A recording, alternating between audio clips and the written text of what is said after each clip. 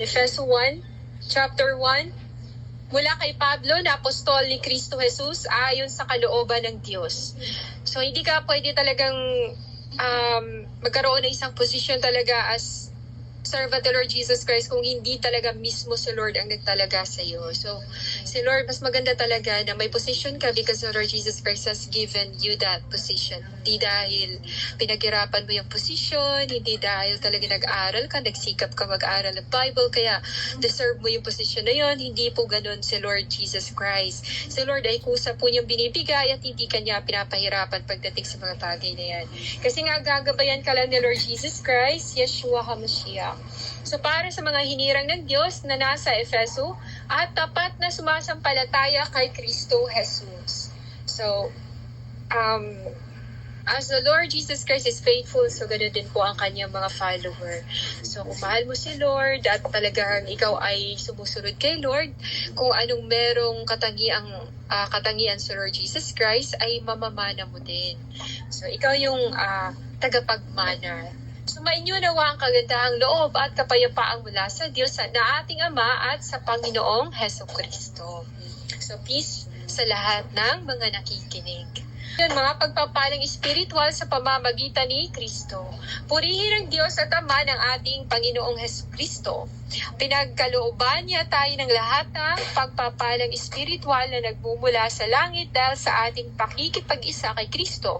So ibig sabihin, gusto sabihin ni Lord na hindi ka makakapagpamunga, wala kang spiritual gifts na galing sa langit kung ikaw ay titiwalag kay Lord Jesus Christ. So kung ikaw ay talagang nakikipag-isa kay Lord, then kung anong meron si Lord na katangian, kapangyarihan at gifts ay meron ka din. Of course, hindi ang kaibahan lang, hindi ka equal sa Diyos kasi syempre tayo ay creature lang, mga anak ni Lord Jesus Christ. Hindi tayo yung katulad ng Creator. So, bago palikhain ang sanlibutan ay pinili na niya tayo upang maging kanya sa pamamagitan ng ating pakikipag-isa kay Kristo.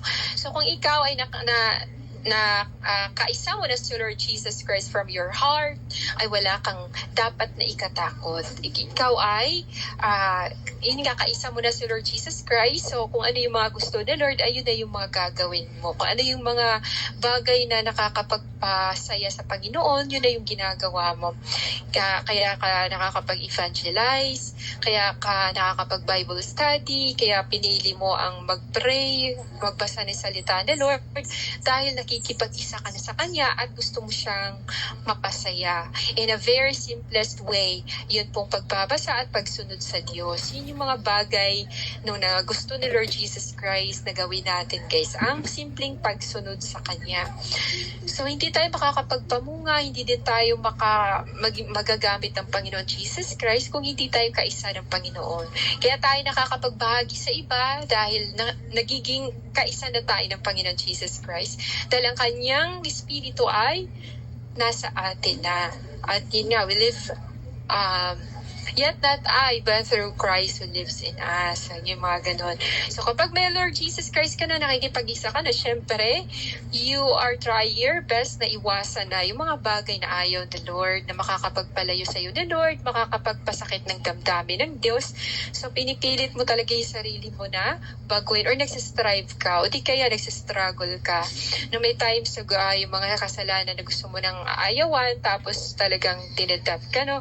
Pero process po yan, hindi instant. So, marahil ako ngayon ay halimbawa yung mga weaknesses mo ay napagtagumpayan mo, then later on parang naano ka na naman, parang ano ba yan, parang wala mo lang akong nagawa para kay Lord Jesus Christ, napakasama ko, napakarumi ko, gano'n, no? Ang gusto ni Lord is kasi everyday is a battle, so everyday ka din tatayo at makipaglaban.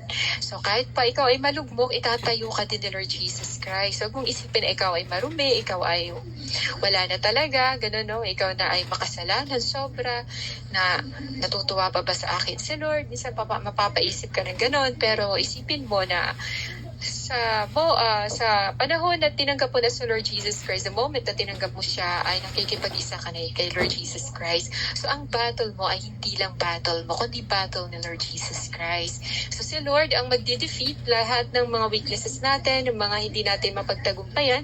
Si Lord ang ang kikilos doon. Si Lord ang kikilos sa bagay na yun. So, hindi natin kailangan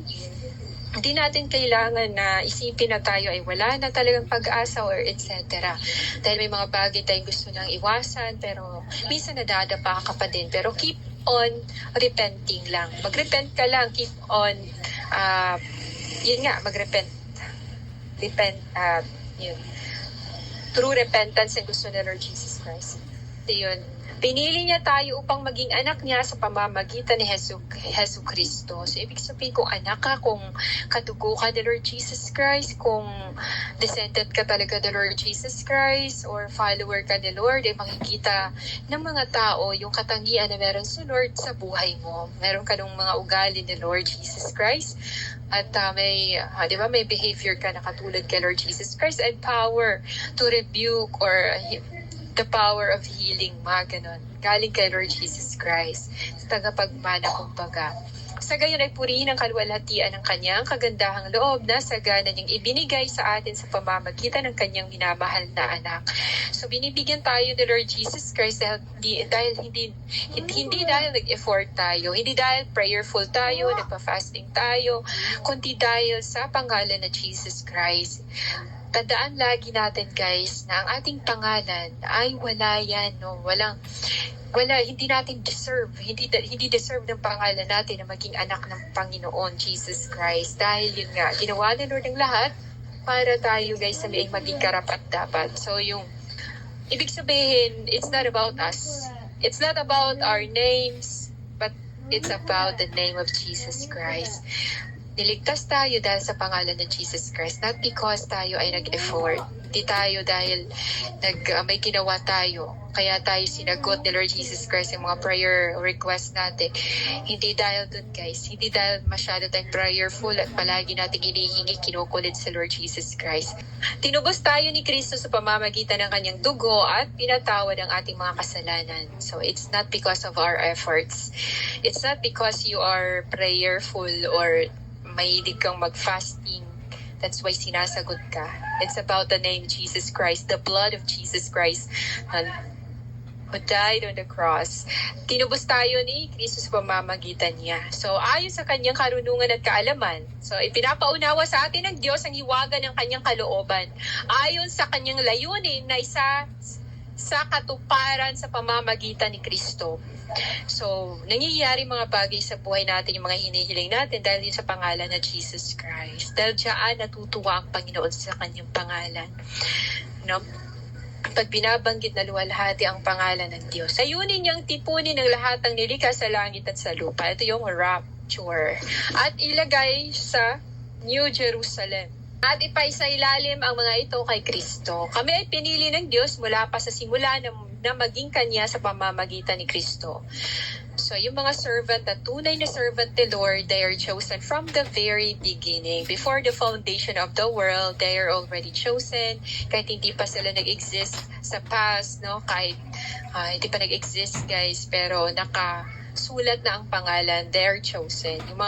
Yung mga katulad ninyo, guys, if you're doing things for God's glory and honor, you are glorifying the Lord Jesus Christ and you are chosen by God to glorify Him. Kasi hindi lahat ng tao, guys, nakakapag-glorify kahit sila ay Christian na. So, yung iba, kadalasan talaga, guys, may Christian by name. Hindi talaga Christian by faith, Christian by walk, Christian by works, mga ganun, guys. So, yung iba, pag Christian sila, yung mga nalalaman nila, tinatago lang nila sa sarili nila, hindi man lang nila iniabot sa iba para maligtas din yung iba. No, parang may ganun na Christian na parang selfish, mga ganun. Hindi man lang nila talaga ma-share about ang pangalan ni Lord Jesus Christ kahit sa sarili nilang pamilya. Kasi nga natatakot sila. So pagdating ng tagdang panahon, layunin niyang tipunin ng lahat ng nilikha sa langit at sa lupa at ipasa ilalim ang mga ito kay Kristo. Ito na yun si Lord Jesus Christ ang magiging liwanag ng lahat, heaven and earth. heaven and earth, no? The New Jerusalem. Ito po ang bagong mundo ng mga tao in the future, no? After ng rapture, after po ng fulfillment ng mga naka-prophecy, mga prophecy ng Panginoon Jesus Christ, mga prophecy ng Panginoon. So kami ay pinili ng Diyos mula pa sa simula na maging Kanya sa pamamagitan ni Kristo ayon sa Kanyang plano. Ang Diyos ang gumagawa sa lahat ng bagay ayon sa layunin ng Kanyang kalooban. So may mga purpose talaga bakit tayo nahiwalay sa simbahan, may purpose why naging ganito yung ginagawa natin, bakit naging evangelism yung mission natin, bakit yung puso natin pinag-isa sa ganitong klaseng bagay. So may purpose talaga. So ang dapat lang talagang isipin ng tao is magtiwala sa Diyos, dahil lahat kasi ng nangyayari sa mundo ay may pahintulot sa Diyos. Hindi naman mangyayari kung walang pahintulot. So kaming mga unang umasa sa Kanya ay pinili niya at hinirang upang parangalan ang Kanyang kaluwalhatian. Ano? Para ma-honor, para mag-glorify ang Kanyang banal na pangalan ni Lord Jesus Christ. Gumagamit siya ng mga tao, talaga nilukuban niya ng Holy Spirit, at yung mga tao na yun ay hindi kilala. Hindi sila yung tipong mga tinitingala, sila yung mga tipong ordinaryong tao na makikita mo lang sa kasulok-sulukan ng parte ng mundo, no? In the uttermost parts of the earth, talagang pinili ni Lord Jesus Christ. Doon sisibol yung mga servant ni Lord Jesus Christ, mga simpleng tao. Hindi sila yung mga kilala. So, yun. Kaming mga unang umasa yun. Sa pamamagitan ni Kristo, kayo rin na nakarinig ng salita ng katotohanan ng magandang balita na nagdudulot ng kaligtasan at sumampalataya sa Kanya, ipinagkalooban ng ipinangakong Espiritu Santo bilang tatak ng pagkahirang sa inyo. So, every Christian talaga na tumatanggap kay Lord Jesus Christ, talagang nilukuban na sila ng Holy Spirit at may sign na sila at may sign, may seal. So, nakaselyo po sila ng tatak ng pangalan ng Panginoon Jesus Christ, ng banal na Espiritu ng Lord. So, yun, may tatak po sila, may selyo po sila sa banal na pangalan ni Lord Jesus Christ. Sign po na sila i-redeem in the day of redemption or during the rapture. So, they will be redeemed in the coming rapture, guys. So, ang Espiritu ang katibayan na makakamit natin ang kalubos ang lahat ng pangako ng Diyos sa atin. At sa gayon ay pupurihin ang Kanyang kaluwalhatian. So, dahil sa gawa ng Espiritu Santo ni Lord Jesus Christ, ay maluwalhati ang pangalan niya. So, kaya tumitingin si Lord Jesus Christ talaga sa puso ng tao, dahil doon talaga doon nagmo-move ang Espiritu ng Lord Jesus Christ sa puso. Doon siya, syempre, nagahari. So, tinitingnan niya ang puso ng tao kasi doon siya naluwalhati sa gawa ng Espiritu Santo ni Lord Jesus Christ, Yeshua HaMashiach.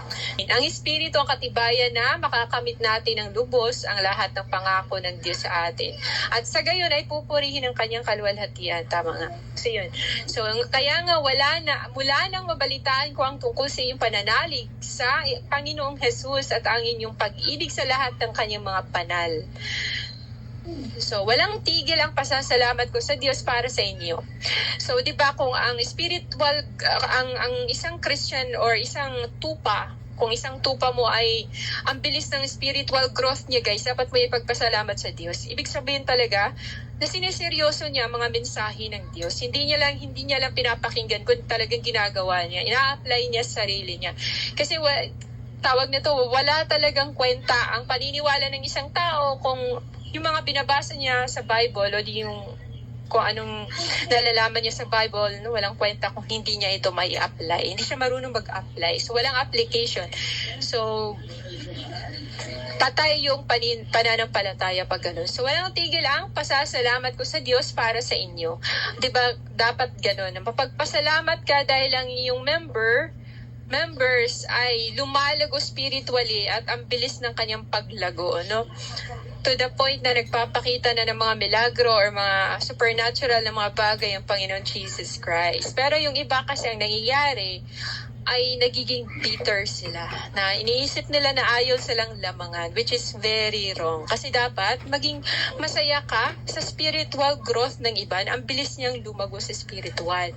So, ibig sabihin, hindi na siya sakit sa ulo sa'yo as a leader. Di ba?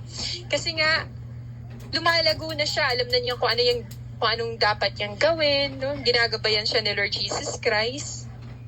Kung ano yung mga ginagawa niya ay talagang makakatulong sa mga tao nakakakita sa kanya. Yung mga makakarinig din sa kanya sa mga ginagawa at sinasabi niya. So, idinadalangin ko sa Diyos ng ating Panginoong Hesukristo, ang maluwalhating Ama, na pagkalooban niya kayo ng espiritu ng karunungan. Kasi nga kapag meron kang ganun, talagang lalago ka sa spiritual at ang iyong mga ginagawa ay magiging magandang halimbawa para sa mga taong nakakakita sa iyo at mas lalong maluwalhati ang Panginoon Jesus Christ. Yun ang kinalulugdan ng Panginoon Jesus Christ. Ang maging magandang halimbawa para sa iba. So, hindi dapat na ipalangalanda ka na ikaw ay prayerful, ikaw ay grabe mag-fasting, talaga sinasagot ka, etc. Kundi, mas itaas mo pa sa Lord Jesus Christ. No? Dahil ang lahat ng ito, wala talaga tayong magagawa kung hindi tayo tutulungan din ni Lord Jesus Christ. Kung wala si Lord, ay wala din kwentang lahat. So yun, kahit gaano ka pa di ba, katulad ng ginagawa ni Selvi, kahit gaano pa prayerful si Selvi, kahit gaano pa siya parang faithful tingnan sa loob ng simbahan, pero yung puso pala niya nabubulok. Di pala na-enjoy ni Lord Jesus Christ kung anong ginagawa niya. So, kung ano ang di masukat niyang kapangyarihan at kumikilos sa atin ng mga nananalig sa Kanya. Ang dakilang kapangyarihan ding iyon ang muling bumuhay kay Kristo at nag-upo sa Kanya sa kanan ng Diyos sa kalangitan. So, ibig sabihin, ang banal na espiritu ay dapat talagang ina-acknowledge. Ang banal na espiritu ng Panginoon Jesus Christ ay dapat wini-welcome siya.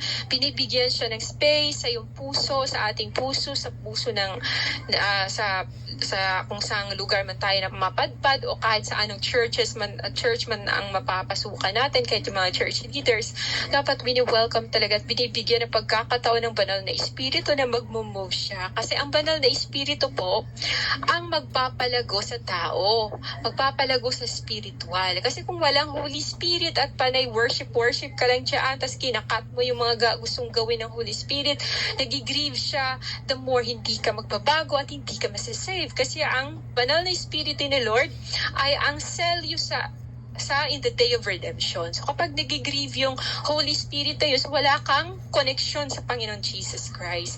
Kasi hindi ka ma-transform. Hindi ka ma-transform dahil grieve ang Holy Spirit. At yung Holy Spirit na yun ay espiritu ng Diyos mismo na nagbabago sa atin, nagtatanggal ng mga worldly desires natin. Kaya kailangan talagang i-acknowledge yung banal na espiritu ng Diyos dahil yun ang bubuhay sa atin o magre-redeem sa atin sa rapture. So yun yung mag-move powerfully. Siya din yung magka-transform ng ating damit, kasuotan po natin. Ang banal na espiritu po ang lahat ang gagawa ng mga bagay na yun. So yung kaya nga kapag ang mga churches na walang banal na espiritu, hindi nila gets kung paano kumilos ang Holy Spirit, sila ay mga simbahan po na patay. No? Dahil ang makakapagpabuhay lamang po sa simbahan na yung espiritu ng Lord Jesus Christ. Isipin nyo na lang, kung walang hangin na pumapasok sa iyong ilong, o walang espiritu na pumapasok sa iyong ilong, di ka hinihipa ng Panginoon Jesus Christ, ay wala kang buhay. Ganun po laki ng importansya ng banal na espiritu ng Lord Jesus Christ na kailangan mo siyang i-welcome every day. No? So every time may Bible study tayo, every time mag-worship tayo sa ating sariling pamamahay, kahit saan man tayo, kahit kakanta tayo, you welcome the Holy Spirit of God, ina-acknowledge mo siya. Kasi siyang nagbibigay sa atin ng kalakasan sa spiritual. Without the Holy Spirit of God, ay wala tayo, guys. Siya ang ating helper. Ang muling bumuhay kay Kristo at nag-upo sa Kanya sa kanan ng Diyos sa kalangitan. Ang banal na espiritu po nun. Kaya nga, whoever will sin against the Holy Spirit of God will never be forgiven. And that is called blasphemy. Sins na hindi mapapatawad, kasalanan na hindi mapatawad.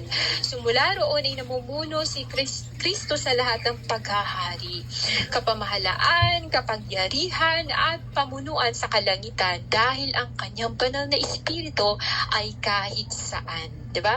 I will be with you to the ends of the earth. Bakit? Kung saan may puno, kung saan may nakita kang tubig o may makita kang bundok, may espiritu po yan. Ibig sabihin, andyan po si Lord Jesus Christ, present po siya.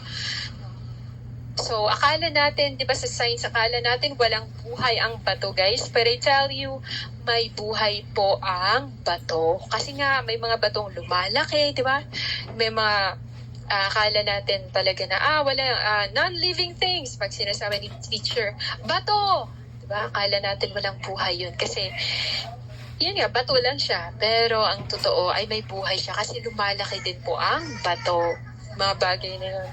So, ipinailalim ng Diyos sa paa ni Kristo ang lahat ng bagay. So, nasa kamay po ni Lord Jesus Christ, nasa kapangyarihan po ni Lord, nasa kamay po ni Lord Jesus Christ ang lahat, guys.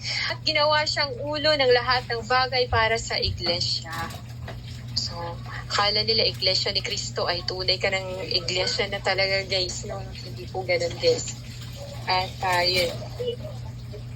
Porket iglesia ni Cristo ay talagang tunay na nasimbahan yan. Sa pangalan lang yan, guys. Pero mostly talaga, no, kadalasan mga pangit yung mga ugali.